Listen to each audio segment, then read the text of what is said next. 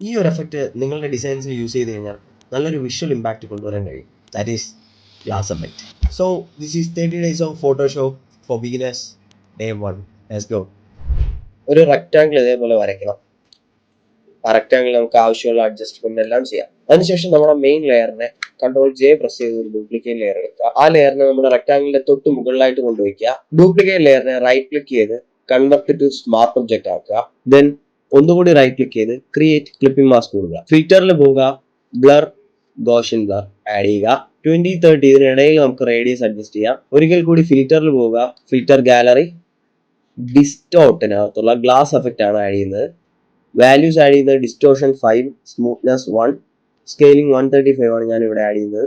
Okay, ഫിൽറ്ററിൽ പോവുക, noise, add noise, ഒരു 6 ആണ് ഞാൻ ഇവിടെ കൊടുക്കുന്നത്. വാല്യൂ 6 or 8 കൊടുക്കുക. 6 കൊടുക്കുന്നു. ഓക്കെ, റെക്ടാംഗിൾ ലെയറിൽ ഡബിൾ ക്ലിക്ക് ചെയ്യുക, ഡ്രോപ്പ് ഷാഡോ ആഡ് ചെയ്യാം. ഓക്കെ, നമ്മുടെ ഗ്ലാസ് എഫക്റ്റ് റെഡി ആയിട്ടുണ്ട്. റെക്ടാംഗിളിന് എവിടെ വേണോ നമുക്ക് കൊണ്ട് പ്ലേസ് ചെയ്യാം. അപ്പോൾ ഈ വീഡിയോ സേവ് ചെയ്ത് വെച്ചോ. ഇതുപോലെയുള്ള വീഡിയോസിനായി പേജ് ഫോളോ ചെയ്യുക.